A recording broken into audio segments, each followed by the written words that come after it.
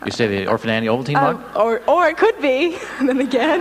No, I was just trying to clarify that, because on this side I don't hear so well sometimes. Well, what do you think? I'm not saying you're wrong there. Yeah. I'm just... Is that what you want to say, the Orphan Annie Ovaltine mug?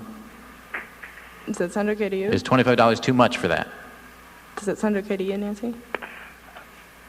Well, it depends on how old it is. Orphan Annie and Ovaltine. If it's a Victorian Orphan Annie Ovaltine mug, you've got a counterfeit on your hands there, Nancy. If it's from the movie, probably that. More than $25. Well, you going with Orphan Annie? Give us the choices again. Orphan Annie Ovaltine mug, Roy Rogers cap gun. I'd like to have one of those myself. And the Batman and Robin lunchbox. And you say? What do you think, Carice? I have bad intuition on the one before. One of the first two. Is he giving you any clues? No, he isn't. He's sitting there and smirking. What?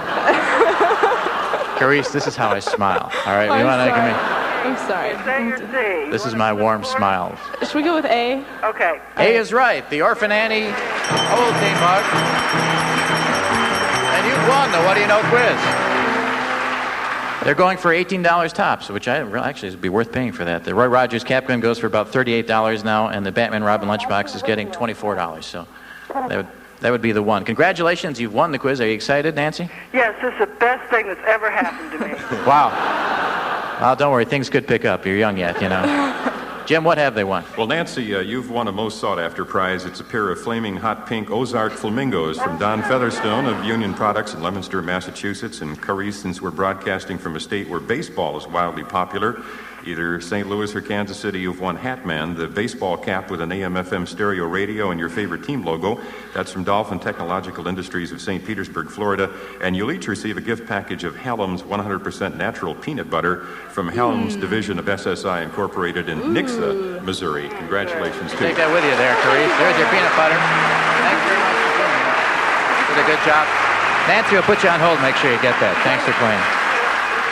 Additional support for What Do You Know comes from NPR member stations and the NPR Arts and Performance Fund. Contributors include the National Endowment for the Arts and Meade Data Central, supporting public radio with Lexis and Nexus Research Services. If you wish to qualify for the What Do You Know quiz and play by telephone, just send us your name, address, and phone numbers to What Do You Know, 821 University Avenue, Madison, Wisconsin, 53706. And once again, John Toulings and the trio.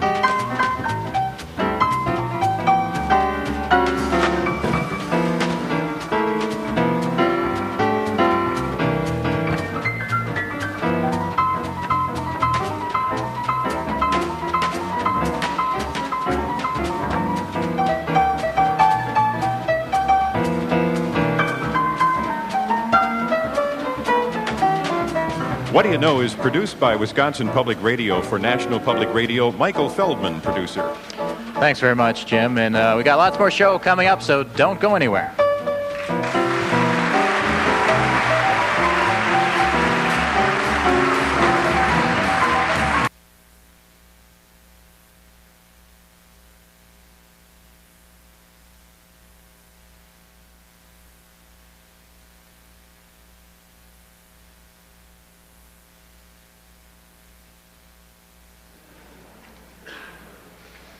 From Carrington Auditorium on the campus of Southwest Missouri State University, Springfield, Missouri, it's What Do You Know with Michael Feldman from National Public Radio. That's John Toulings at the piano, Jeff Eckles on bass, and Marty Morrison on drums. I'm Jim Packard. In this hour of What Do You Know, Art Galbraith and Gordon McCann, the What Do You Know quiz, and pianists Maureen Travis and Kate O'Brien. What Do You Know is made possible by a major underwriting grant from the Pillsbury Company, featuring cake mixes, brownies, pancakes, and Pillsbury's best flour, fresh-baked goodness any time of year. Now, the man who's never had such good cashew chicken, Michael Feldman.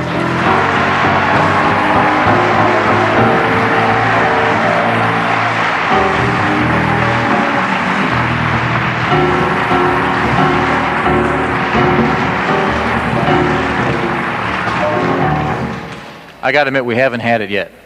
That's kind of a little fib there, and I want to be honest with you because this is an honest show, and we have not had the cashew chicken yet. We've been threatened with it, though, several times, and by several different chickens, as a matter of fact, and we're going to, I can't believe that it's such a big thing here. Is it really as big a thing in Springfield as I'm told? Cashew chicken? I'm going to go out in the audience next time. Definitely want to find out about that, what the thing is about cashew chicken. And also we've had people wondering whether it's Missouri or Missourah. That keeps coming up. Just offhand now, just to poll the audience here. If you say Missouri, would you say it at this time? Missouri! And if you say Missourah, now? Well, that's interesting. So Missouri wins in a formal sense. But it's, Johnny, we'll let you referee that. Is it Missouri or Missourah? He doesn't want to take a position on this. This is a controversial thing here, I guess, as like which is the best cashew chicken, I guess. So. Well, okay, so we figured that out anyhow. It's either one. And it's a fascinating history. I was reading, as I was saying before, some of the history. Wild Bill Hickok apparently lived in Springfield at one time, and before he was bought out by Mr. Hammonds, I guess.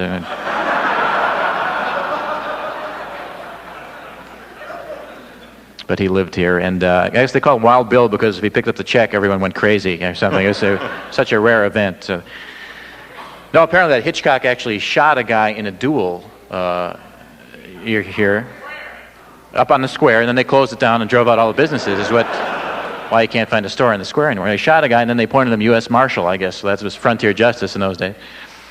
So, yeah, and he lived here, and I don't know exactly, Jesse James came through here or something. Maybe actually, Gordon, you would know about this.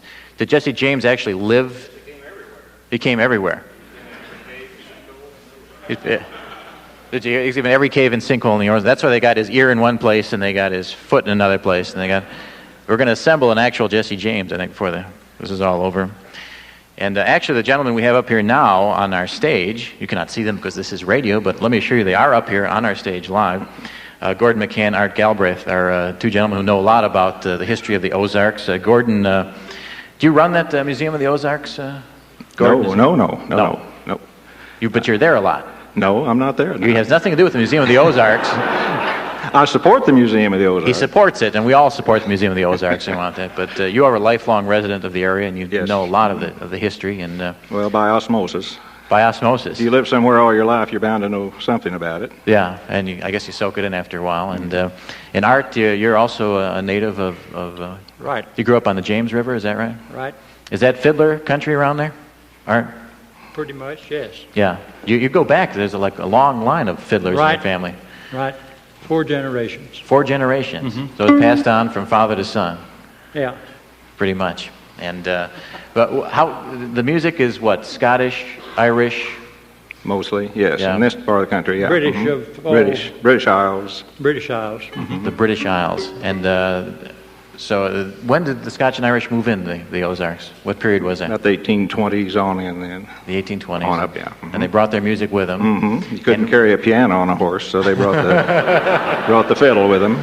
See, I'm from out of state, so this is how they talk to me down here. Because naturally, I would have thought they brought a piano on a horse. And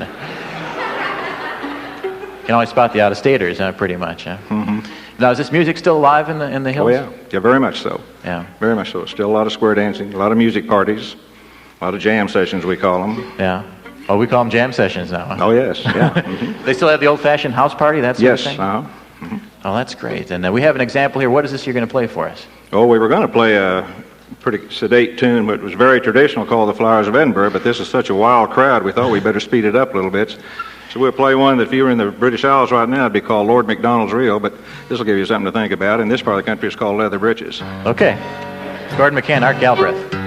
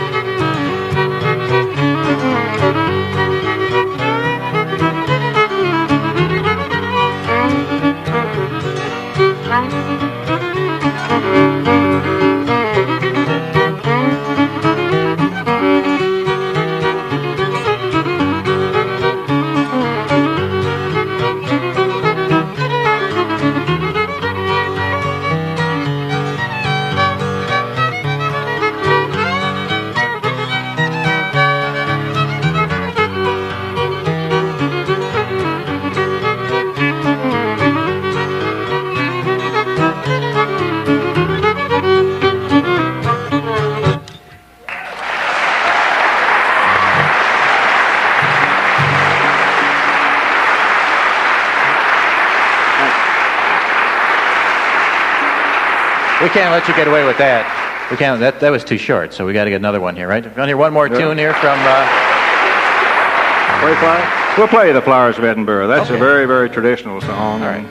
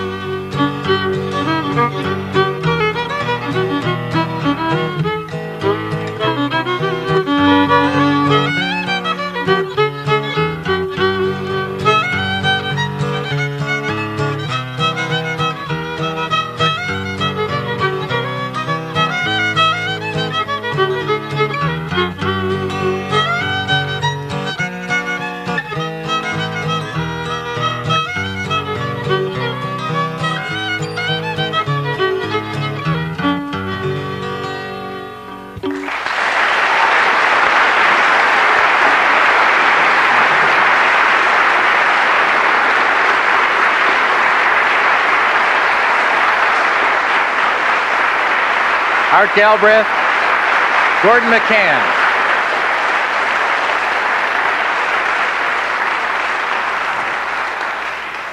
Flowers of Edinburgh.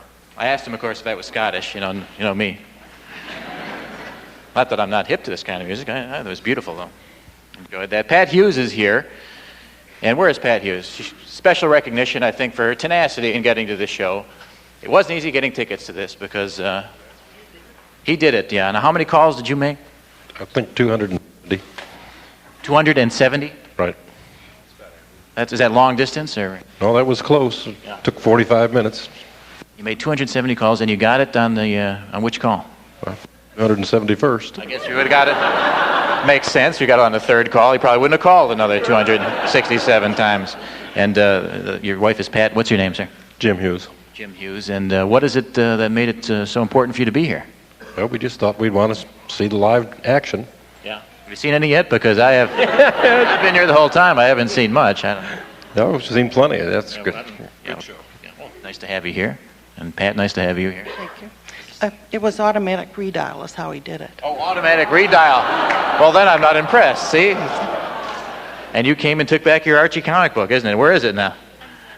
Well, then I won't get it. All right. Very clever. Chris Hershen wants to know what are flat, boring drill bits.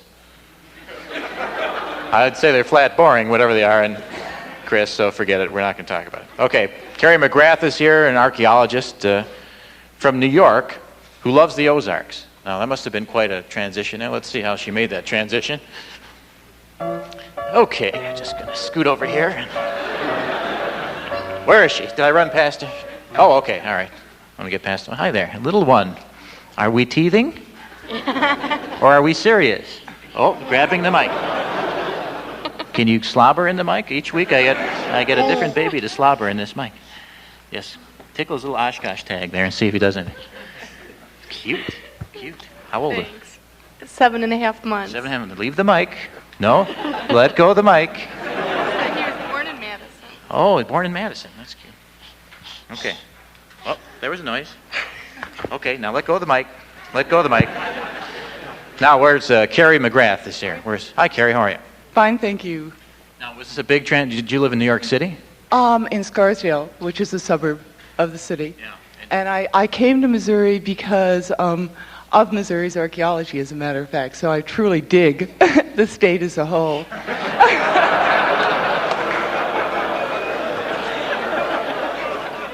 And you haven't got tired of that pun the whole time you've been here, huh? That's the first time I've ever used it. Usually I teach here at SMS, and I tend to be, real heavy-duty academic when I talk, so. So what do we see here? The results of the late Tertiary or the Paleozoic after the uplifting of the Ozark highlands, and then the glacier came down the upper third of the state, I believe. If you took a course from me, you'd flunk it, because that's geology. I'm kind of offended. I got a C in geology, I want you to know. I did not flunk it. I understand why. One person I pick out of the audience here absolutely hates my guts, and I never saw her before in my life. What did I say wrong there? Wasn't true? Nothing at all. But you have to dig through the Paleozoic to get to those things that you're looking for. Jesse James' ear, or whatever it is. That's all on top. That's all. All the other stuff is underneath. In fact, what I'm doing now is rather than looking at prehistoric or Indian sites, I study cemeteries. And I'm doing... That was you I saw the other night. Call that studying, do you? Well, I suppose, right. There are a lot of people who study cemeteries. I noticed that. It's kind of crowded in some nights. No fair. Moon is out. You see a lot of people out. No fair. We're the little old ladies in tennis shoes who are all interested in ancestors and social structure and stuff. Baby here is taking my shirt off as I'm strange sensation to be undressed by a baby.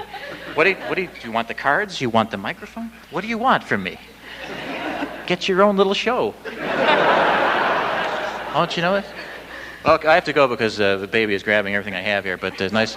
Was it? New York and all it offers there, the muggings, exactly. The fear of being on the street, the what have you, the crowds. Do you miss that? Not at all. I came here because I like wilderness. I like wonderful streams, neat people, and I love the history here. So it has everything for me, and I don't have to deal with tremendous cost of living, people who talk too much, and a lot of heavy-duty social... Okay, we got to go. Speaking of that...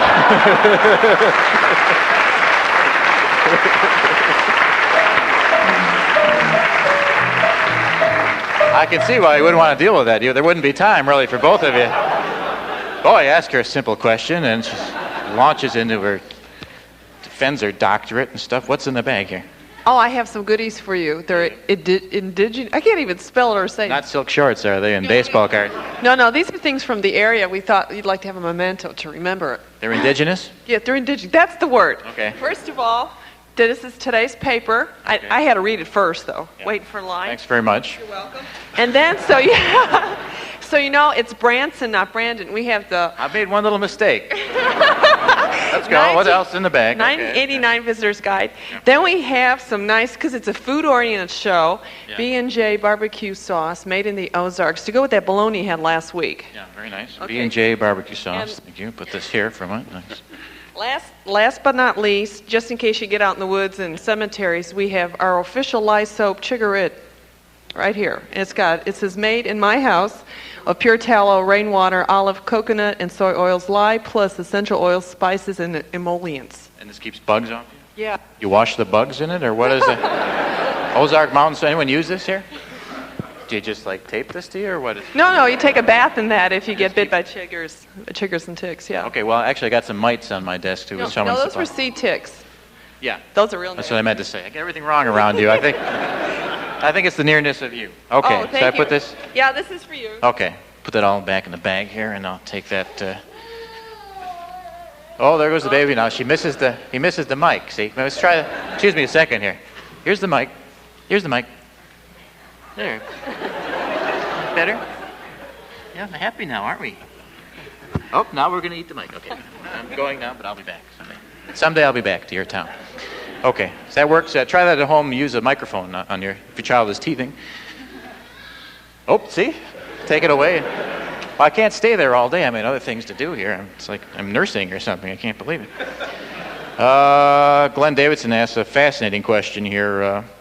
In the CCR song, Creedence Clearwater, Who Stopped the Rain, the line is, clouds of mystery pour in, confusion on the ground.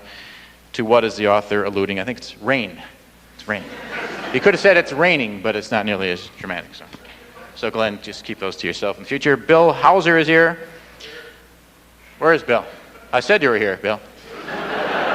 If you say here, it's redundant. How are you, Bill? I don't know if I can reach you over there. You want me to try? Sure. You guys are making me work. Give me that Archie comic book. Is this for me too? Well, thank you very much. Look at this. Another plastic bag. This is amazing. Let go of it. I am thrilled here. What do we got in here? Oh, our photos came back.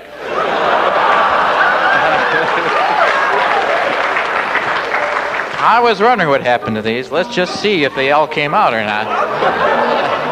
We could have something here. It's Rob Lowe, ladies and gentlemen, in the Ozarks. He's in a lawn chair here, and what? Oh my gosh. Whoa. Oh, Rob. Oh yeah. Yeah. Oh, here he is applying the bug off. Shot of Rob Lowe washing and bug off here at a house party in Ozarks. Very nice. Those came out pretty well, I think, don't you think? Take those yourself, did you? In one of my finer moments. Yeah. Okay. Sorry to embarrass you. Oh. I was trying to get to this gentleman down here, actually, Bill Hauser. Bill, come on down this way. Actually, be easier, so I don't have to. You know Bill Hauser. Bill's pretty well known around town here for what? I don't know. Bill, what do they know you for best, I guess? Just hanging around, I guess. Yeah, you've seen this man hanging around, probably.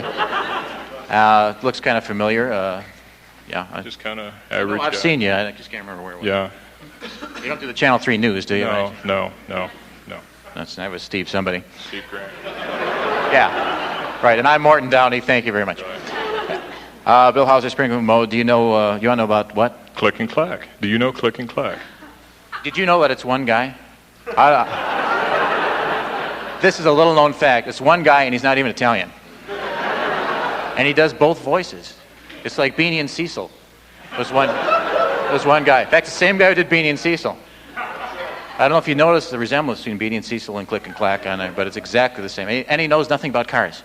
I was wondering about that. I was wondering if maybe he had ever given you any advice on having your car fixed. No.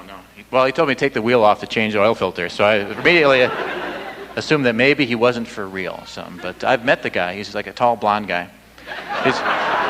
He is. He's like a Norwegian guy or something. He's a very nice fellow. I'm not saying he isn't something, but he's not Italian and he's not two guys. That's kind of amazing. He sounds like he'd be short and bald. Well, it sounds like there's two of them. For years, you're right, they thought there was going to be the next Garrison and the next Keeler. But it's not. It's just a tall blonde guy. Is he really a mechanic? No, I'm telling you, he has nothing. Are you listening? Read my lips. Well, how does he get his knowledge? Does he just do pauper mechanics? That has got nothing to do with cars. You ever listen to their... Yeah, right. Their advice has nothing to do with cars. Okay. Yeah. So just have a seat there and try and relax, will you? Nice to meet you. I'm sorry to break the myths on this. Yeah. A lot of people don't know that Scott Simon is a woman, for example. It's the most amazing things in radio. You really don't... Someone asked me, too, about Consuela here, too. I guess somewhere in there. But I guess we won't get to that if we won't have to. Mike Adamek is here. And really, penmanship could use some work here, Mike. Where is Mike? Did you write this yourself, Mike? Yes, I did. It crossed out here a few times here. We cannot accept this, really. You're going to have to use the official form. Well, I'm wondering whether you were the class clown or the class brain when you were in school. Those are the two choices I get, clown or brain. I was somewhere in between. I was the class crane, actually, you could say. What about you? Well, just run-of-the-mill. Yeah. Well, I was one of those guys who made asides to the person ahead of me. Always witty? No, it was usually about the person behind me. Who was making the stomach noises and the seat through the foot through the seat kind of thing. That was pretty much what our school was like. But I was never. For me, this is the height of my career. Meeting you like this. Late bloomer, huh? I'm a late bloomer. I'm a non-bloomer, is what I think. Well, bloom is off my rose. I'll tell you, Mike. What do you do here in town? I'm the Unitarian Universalist minister. Oh, fine. That's why your hands are folded in front of you like that. I should have picked up on that. I feel so bad. Unitarian Universalist, so that covers just about everybody. Just about everybody, yes. I mean, how can you be a Unitarian, which is like one, and a Universalist? Is that the secret to the religion? I guess it's like the Trinity. It's a mystery. All right, I don't want to get too theological here, Mike, so I'm just going to weave down the aisle here. Nice to have you here. We do have a lot of clerical people here. We have pastors. I saw another gentleman here who... we have the Presbyterian minister here, Bob Bruick, I believe it is. What is it? Like the shampoo, which he does not use, I might add, ladies and gentlemen. I'm just going to bound over here like a gazelle. Come on down this way if you would, Bob, because I can't really get to you. Equal time here for the Presbyterians. You actually used too much of it. It just wore off the hair. Too much Breck, huh? Too much Breck, that's right. Yeah. So when you had it, you kind of over-shampooed and stuff. But you look... When I had it, I enjoyed it. How come none of you guys are in uniform? That's what gets me. They're all in casual dress here. It's Saturday. I know, that's the day, isn't it? That's right. Oh, that's right. You use Sunday, don't you? That's right. See, I'm a Universalist. I take the whole weekend is what I do. I worship Saturdays, Sundays, and all major holidays. I don't care what they are. Movable feast to me, that's the way I look at it. And you from Ozark? Ozark. The town of Ozark? Yes. How far is that from here? 10 miles south. 10 miles south. Yay, Ozark. Good, fine. All right, you'll be heading back soon, too, won't you? Okay. We got an early start there because you got quite a drive ahead of you. Presbyterian minister, and you have like a theological question that I can help you with, What's Bob? kind of a weather question? Yeah. What does it mean when the sky turns green? That's what God is mad at the Presbyterians. No. It's all color-coded, you see. Is that right? Yeah. What are Jews? What are Jews? Jewish people. What are they? What color? What do you mean, what are Jews? What are Jewish people? Didn't we study that in theology school? Wasn't there a chapter, What Are Jews? There was a course. What are This Jews? is a weather question. A minister, man, you should have studied that. Don't they do an overview of other religions? This is a weather question. What does it mean when the sky turns green? That's my answer to it. God is coming for the Presbyterians, I think. That's not right. All right, go ahead. It has to do with the clouds swirling and tornadoes coming down. It means to take cover. No, it's religious, man. I can't believe it has theological meaning. It's not weather. It is in the book of Revelation. Yes, that's true. That's right. God is coming for all slightly balding, shall we say, Presbyterian ministers who don't know what Jews are. That's right. Have a seat here, and we'll talk about you. We'll have lunch, talk about Jews sometimes. A little cashew chicken. What are Jews? That's a tough one to answer. I don't know. I've been surrounded by them all my life, and I can't really explain. Everyone in my family has got the same problem, too. But, Mary Fawcett is here. Oh, we know Mary, don't we? How do we know Mary? Is Mary well known around town? Yes. I can't keep doing this. I'm losing 10 pounds here today. Mary, Yes. how are you? I'm fine, thank you. Nice to be here with you. Thank you. And Mary, how come you're so well known around here? I'm a famous person here. Yes. I think we've established that at least you're quite well known here. But I mean, in what? Well, one of the things I do is I write morning commentary for KSMU. Oh, morning commentary. And she's on the Environmental Advisory Board, and you're supposed to recycle and not allow erosion in your backyard and good things like this. Because you get people like this woman here digging otherwise. Yes. Looking for artifacts or whatever she's looking for. And so you do morning commentary. Yes, I do. And anything you want to comment on right now? Gee, right at the moment, there are a few things I've got on my mind, but I don't think I should talk about them right now. Oh, okay. You want to know what Jews are? Am I the first Jew in the Ozarks, or am I wrong? What is... Shall we do a Meet the Jew, a call in here, and...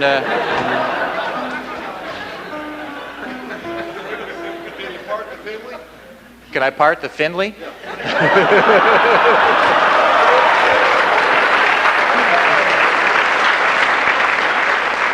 I don't know, is he here?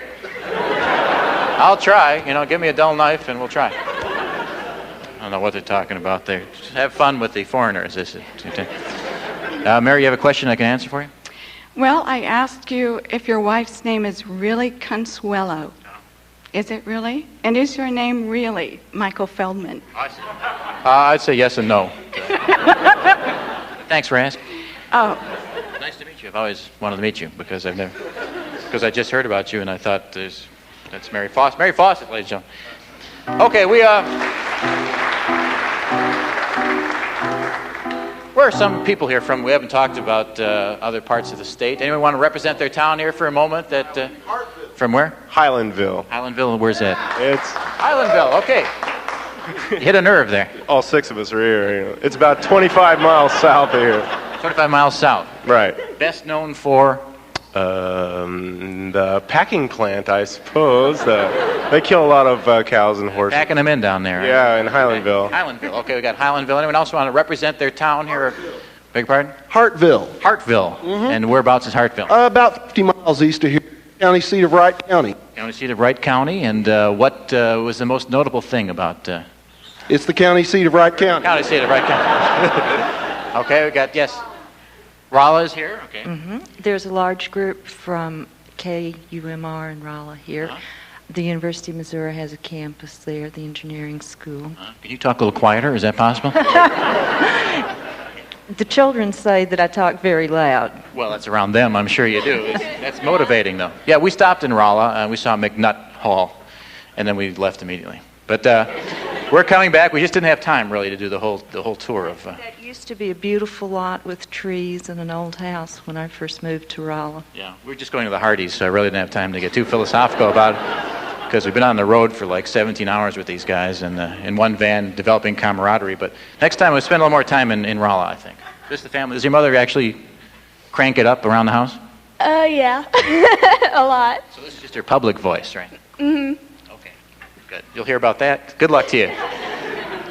She's got her Batman button. Martha, anyone else here want to represent their town here? I don't want to really leave anyone out. It's a big state. It's a diverse state. And we don't... Lebanon represented. Well, we'll get Lebanon. I'm sorry. You people got to give me a little leeway here now. I call them the way I see them. It's Lebanon. Yes. Lebanon. Yes, sir. Lebanon. And Bolivar is not Bolivar, is it? No, that'd be too easy, right? What is it? Bolivar. Oh, man. I would have never got to that one. And what town do you come Marshfield. from?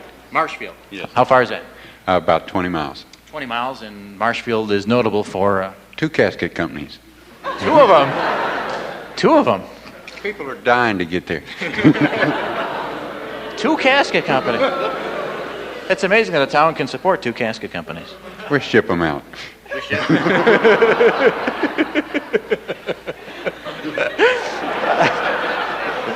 Where else there? Yes, yes. Linden. What? Linden. Linden? Yes. How far is Linden from here? 16 miles. 16 miles as the crow flies. Which way? Southeast. Southeast. And Linden, of course, is known for? The Lindenler area on the Finley River.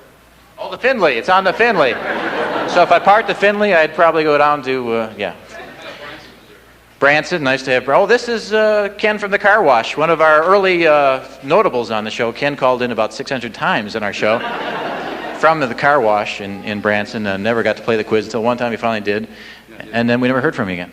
That's right. Because I can't call anymore. I have to sit on my hands. That's right. Then he got religion, and we never heard from him again. And you're in the right place here. We got a lot of ministers here. Yeah, I saw that. Yeah. Nice to have you here, Ken. I'm glad to be here. Okay. And we really should catch...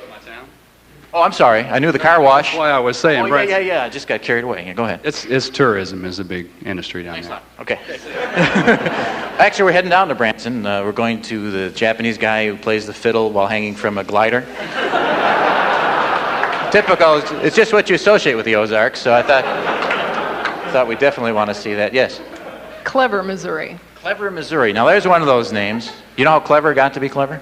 I think supposedly like 7 guys who are really smart started it. Started by 7 guys who are really smart. That's pretty cool. I like that. Is there a pretty cool? Yeah. Yes. Another Jewish person. Fine. Thank you very much. You introduced me to another Jewish person. Are you from around here, sir? Where is the Jewish person? Are you the... I'm sorry. I should have spotted you, but I really...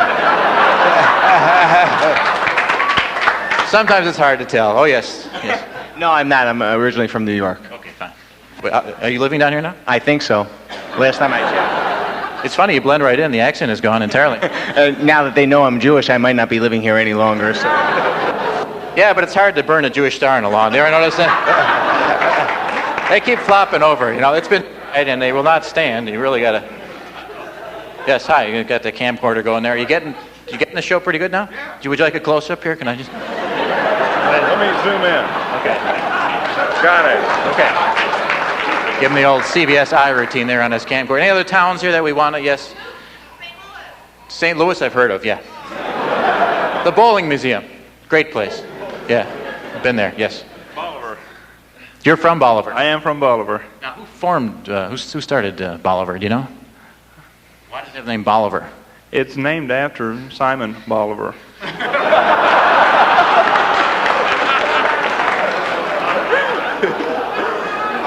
I should have known, really. It makes sense, really. Simon Bolivar, yeah.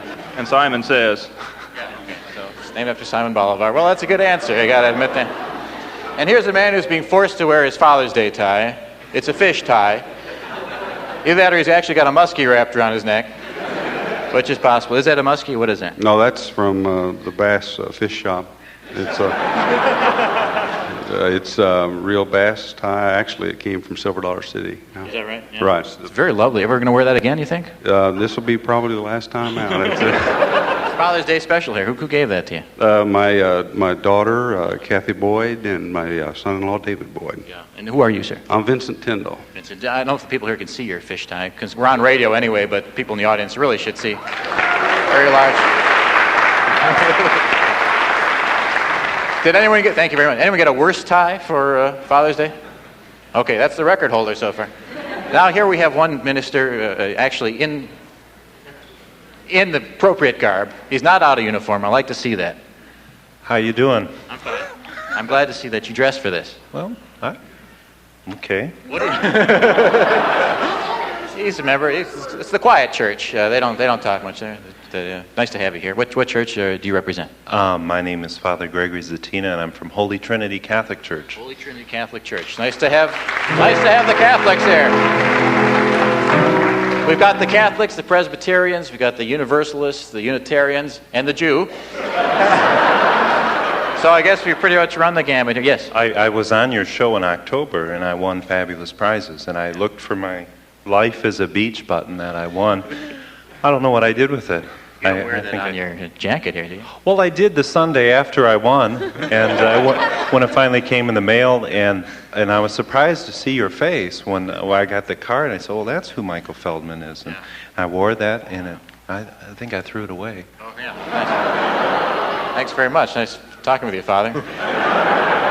forgive me for I do radio, but wouldn't you love to have a priest like getting the last rites and you see "Life is a Beach" button on us? The last thing you see in this Vale of Tears. I'm sorry. Yes? Springfield Jews, right here. Oh, more of us. Good. Well, that's good. I beg your pardon? We have two families here. Aaron's one of them, and we're the other. I wish I would have brought some supplies for you. I'm sorry I didn't. I would have brought in some gefilte fish with me or something. In a van for 12 hours, you know what gefilte fish does. Well, It starts driving after a while is what it does. Yes.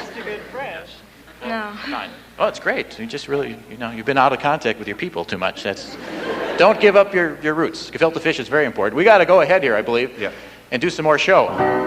Because there's lots of show here to do, and I don't want to neglect the important part of it. What time is it anyway? It's 25 to. Oh, yeah, okay. Time's wearing on here. So let's try the What Do You Know quiz. As you know, this is a chance for you to win fabulous prizes. Now, this gentleman right here in the middle here was waving his arm at me in the green striped shirt. Has caught my attention. Let's have you come up here, sir. Could you be a little taller? Is that possible? I'm getting you'll be sorry for my... How are you, sir? I'm fine. How are you? You want me to part the Findlay? Is that the idea? Please do. Which part would you like parted? Between Linden and Ozark. Okay. Make it easier for you to commute, or... That's why I get to school that way. Yeah. What's your name, sir? Don Smith. Don, and you're from? I'm from Springfield, teaching Ozark. In the school of the Ozarks? No, Ozark High School, Ozark, Missouri. Okay. And Don, you say? Don. Don, give me one good reason, besides the fact that you're a foot taller than me, that you should play this quiz. Just got back from San Diego and was cold and damp and dark. I need some sunshine in my life. A haiku or something? I really wanted to hear an actual... Come on here and join us, Don. Let's give Don a little walk this way. You would? Careful.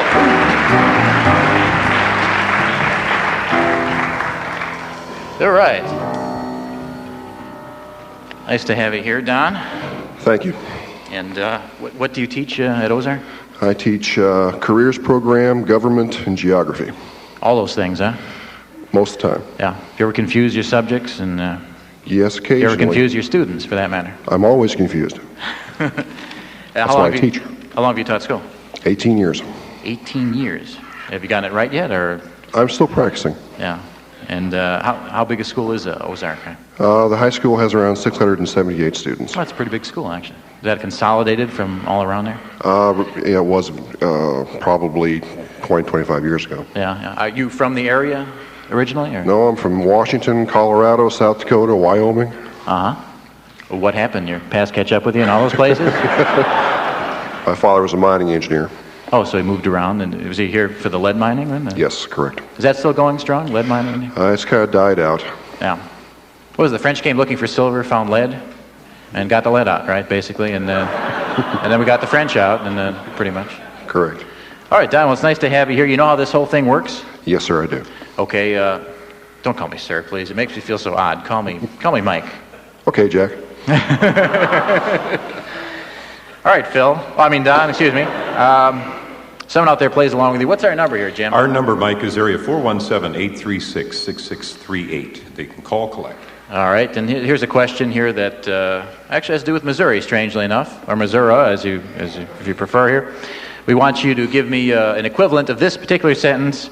I sure didn't aim to contrary that old heifer from hell holler. That's, of course, said in my dialect, not yours. So if you can tell me what that means in Midwestern English, you can get on the quiz here with Don. The number, once again, to call is... Area 417-836-6638. Yeah, I was going to say that, actually. I sure didn't aim to contrary that old heifer from hell holler. If you can tell me exactly what that means, you can play along here with Don and win fabulous surprises. Don, do you have a family, a big family? Or I have 2 little girls I love dearly and a wife that I love even more. Anybody that you hate that you want to talk about here? Well, I have a principal superintendent occasionally. Are you good friends with the janitor? That's the important thing in a school. He runs the school. That's right. And every school I've been in, too. That's, That's right. The most important man to know, because if you want to hide somewhere, you got to know the janitor. If you want to get out of anything like a pep rally, you got to know the janitor. Right. If you want to smoke, you have to know the janitor. If you want to get in the damn building, Oh, yeah, I want to get into it. Actually, there's a few janitors I've run into. Ben, how are you this morning? Hi there. You're here in Springfield, I see. Yeah, I gave Susan this number to leave some messages. Did she call? I'm not an answering service, Ben. Maybe you have the wrong number. We're doing a radio show here. Okay. Ben, what do you do in Springfield? I heard Susan early on, and I thought maybe she's the Susan I work with at Springfield Department of Human Resources. Is that the Susan that's here? No, Ben. Let's change it. Let's get on to something else here, shall we? Okay. Ben, here's the question. Translate this into Midwestern Standard English. Okay. I sure didn't aim to contrary that old heifer from Hell Holler. Shoot the bull.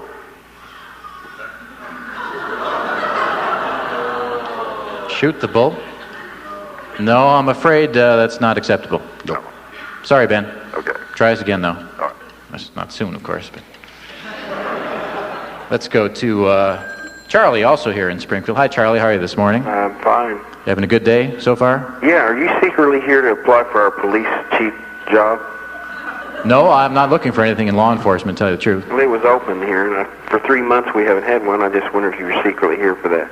No, I don't think I could. Well, I do have the qualifications. If I just had the height, you know. Oh, okay. I think I come in a little under the height on that. Charlie, are you in law enforcement? No.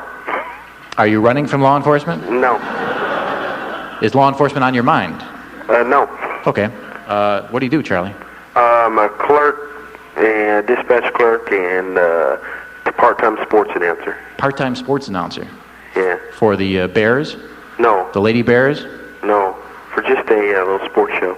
Okay. Nice to have you on here with us. Charlie, you know the answer to this question here. Can you tell me what this means? I sure didn't aim to contrary that old heifer from Hell Holler. Hello, Charlie. Get the cow out of my pasture. Get the cow out of my pasture? No, I'm sorry not. Yeah. Thanks for trying, though. Okay. Bye, Charlie. Nice talking to you. Let's go to Des Moines. I should know this one. Hi, Dan. How are you? Hi, fine, thanks. How are things in Des Moines today? Oh, just great. Nice day. Decent weather? Yeah. It's beautiful out here. Yeah. Dan, what's your line there in Des Moines? Well, I'm a full-time student, and I'm moving to Missouri, but currently I'm a guard at the Iowa Jewish home. You're a guard at the Jewish home? Yeah. Are they trying to escape or what? See, that's good. They keep them all in one home there in Des Moines. That's the way to do it. Can't find good matzah in Des Moines. No, they airlift that in occasionally. A guard at the Jewish home. Well, then you should know this question, because I'm sure this has come up in conversation at the Jewish home. Dan, I sure didn't aim to contrary that old heifer from Hell Holler, or Veasmere, usually followed by Veasmere. What does that mean, Dan? I didn't mean to argue with that old woman. Is that right? Yeah. I didn't mean to argue with it. I had no idea it was that insulting. Well, I'm sorry, you're right.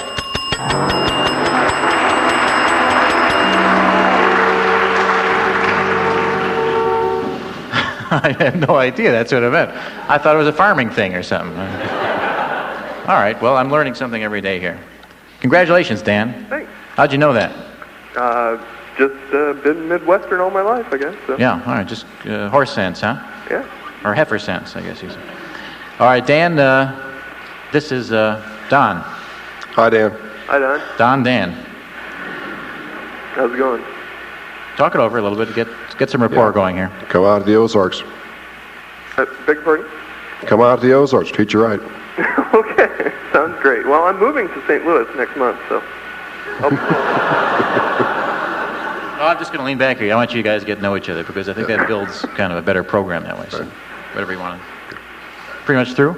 Yeah. All right, fine. Let's go on with the show then. You know how this works, Dan? Mm-hmm. And Don, Yes, Dan, sir. you know how it works?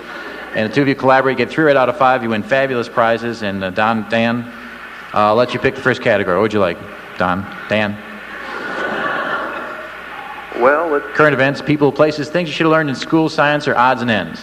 Things you should have learned in school. Should have learned this in school. All right, into the room the women come and go. Speaking of Vincent van Gogh, Michelangelo, or Edgar Allan Poe? Hello. Hello? Boy. This is from T.S. Eliot. You really should have run across this poem sometime in school, right? Yeah, you should. You would think, wouldn't you? One would think. Talk it over now. You're a school teacher. I'm clueless. Let's try Poe.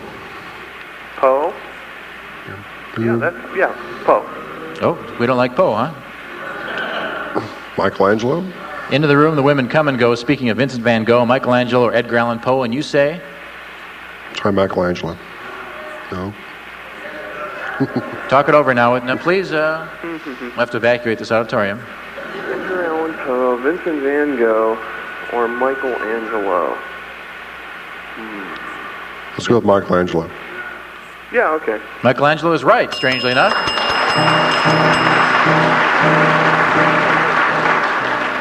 Did you know that poem, Love Song of J. Alfred Prufrock? Pick it up, son. It's actually good. I'm old, I shall wear my trousers rolled. I always thought they meant the cuffs. Now I know they mean the waistband, because I'm getting that myself. Okay, we got one right there, two more, and you've won the thing. And Don, over to you. Let's try odds and ends. Odds and ends, okay. Fine with me. All right, this is the scientific description. You tell me the incident. According to the scientist, she must have been hit by a powerful blast of hot air with high carbon dioxide content and exposed to an enormous dose of heat and radiation from the raging inferno. Internal massive pervasive crystallization of calcite followed immediately, resulting in death from rigor calcium carbonitis. It's in the Bible. What is the story? Ooh, that one I know. It would be Lot's wife being turned to pillar of salt. Right. That's right. Actually,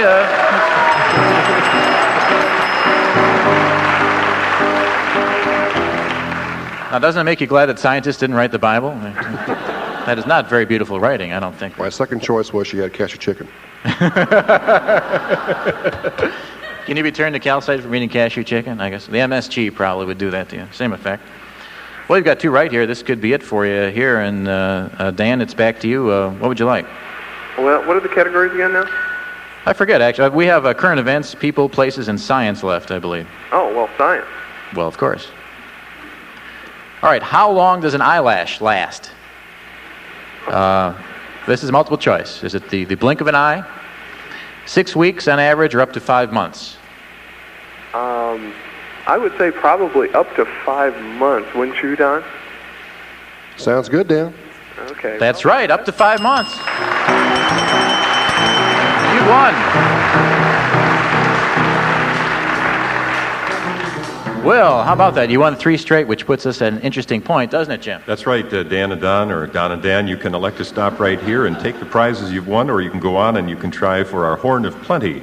You answer 2 more questions from our 3 remaining categories correctly, and you could win a giant cornucopia of prizes. However, if you miss either of the questions, you lose everything. So go ahead, discuss this, tell us your choice. Gosh, Donna. Dan? Yeah? What do you think?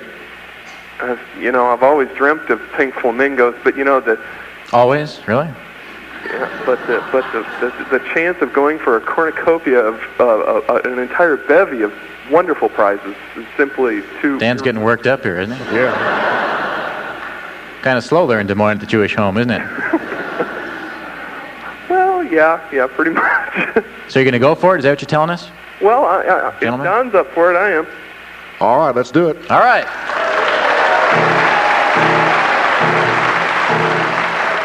Now you know how this works. Now you have to get both these right. You get one wrong, you lose everything you've earned so far, and you pay for our time here, which is considerable.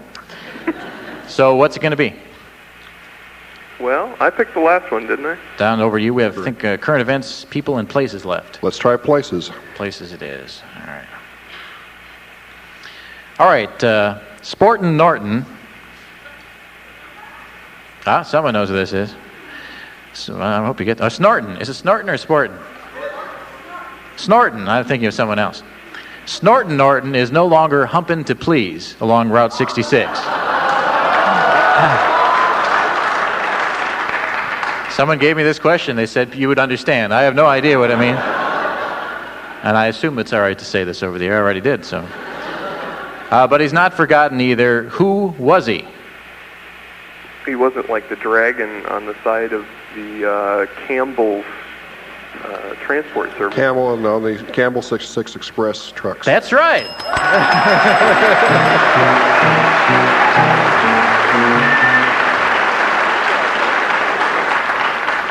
Are you sure you're not from here, Dan? I don't understand this. You understand all?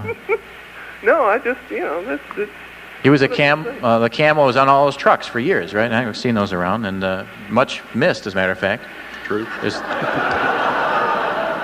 There's no comic relief on the road anymore, actually, like that. So that's 4 right. This is it. You get it right, you win the whole shebang here, a grand prize.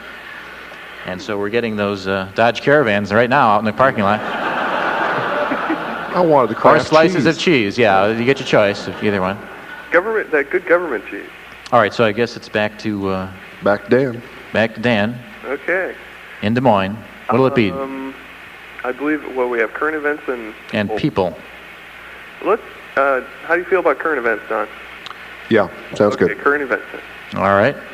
Well, speaking of Kraft, as fate would have it, according to Kraft, you can buy a new Dodge Caravan van.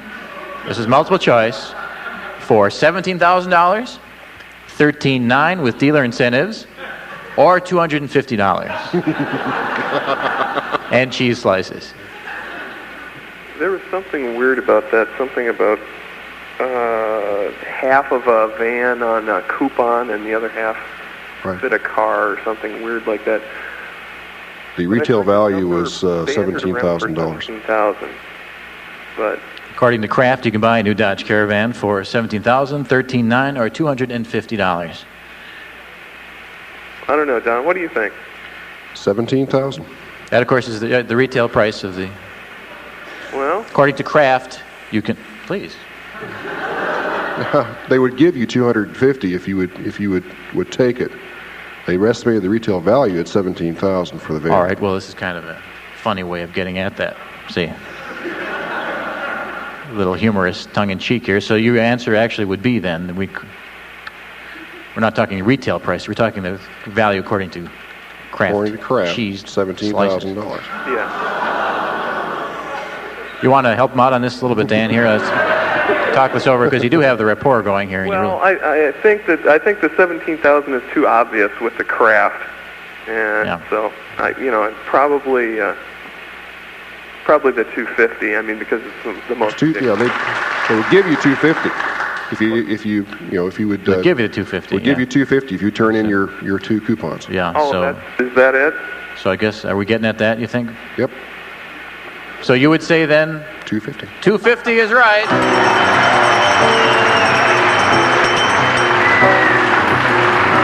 And you win a cornucopia of prizes. Very exciting. Of course, people are telling them to cut the Kraft. And you've won some fabulous prizes, haven't they, Jim? They have. We've brought fabulous prizes from Madison for this. Dan, the last cat that you'll ever want to kick around is our friend Earl, the dead cat that you've won from Mad Dog Productions of Richmond, Virginia. And for Don, you can keep your moonshine or anything else in our What Do You Know crock from Rockdale Union Stoneware in Cambridge, Wisconsin. You'll each receive a gift package of cheese from Mid-America Farms located right here in Springfield. Dan, for you, you'll also receive the Juggling Flying Penguini from Chasley in Seattle, Washington. And our own What Do You Know t-shirt. And for you, Don, something for your schoolroom, the fabulous lava lamp that'll give you hours of mindless fascination from Lava Simplex International in Chicago, and our own What Do You Know t-shirt as well. Congratulations to you. Don, thanks very much. Did a good job. Nice to meet you. Dan, stay in the line. We'll make sure you get that. Okay. Nice talking to you. Additional support for What Do You Know comes from NPR member stations and the NPR Arts and Performance Fund. Contributors include the John D. and Catherine T. MacArthur Foundation and the Tandy Corporation. If you'd like to qualify to play the What Do You Know quiz by phone, just send us a postcard with your name, address, and phone numbers to What Do You Know, 821 University Avenue, Madison, Wisconsin, 53706. Well, I keep receiving these crank letters through the mail here, which is, I guess, the way you receive letters. And this is written kind of supposed to be in Hill Talk, I guess. And there's 2 sisters. We pinned it down, and we located them here in the area here, who keep sending me these letters. And we got them up here on stage, as a matter of fact. Now, what is this stuff? Who wrote this letter here? Was that you? I wrote that one. Yeah. Yes. What does this say exactly? It says, I want to come to your show in Springfield, Missouri, but I can't get tickets. Now, if that ain't the pits. So I thought maybe if I was to write you a letter and ask, you might be able to help me out. Do I have to go trying to read this thing for weeks, and it keeps coming out with like a Yiddish thing or something. I want to try to come to your show in Springfield, Missouri. See, I couldn't quite do it. I'm sorry. Yeah. And you are? I'm Maureen Travis. Maureen Travis, and you're? Kate O'Brien. Kate. Maureen and Kate, your sisters. Yes, we are. And, you don't look anything alike, though. No. How did that happen? I'm adopted. Your mother's adopted. Well, that's a good answer right there now. And the gist of this is they could not get tickets to the show, but they said they had a certain talent that was, if we booked them on the show and merely paid them the cost of a Dodge Caravan, that they would come here and illustrate a little something, a little local color here on the piano. Now, what exactly is it that you do besides write these annoying letters that I keep receiving in dialect? In dialect? I'm sorry. What do you want to know? What do you want to know? Well, what I want to know is, what the heck are you doing here? We're playing the piano.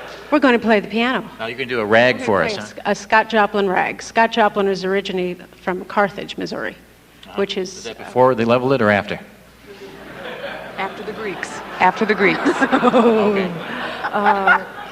Well, don't hold that against me. It's been a fun show otherwise. It has. It really has been. So the rag, Scott Joplin, what period is that exactly? This is from 1898, so when it was published. Did he invent the rag? No, he didn't invent the rag. He was called the king of ragtime. The king of ragtime. Well, who invented the rag then? Well, it came historically from Jewish the slaves. origins out of Africa.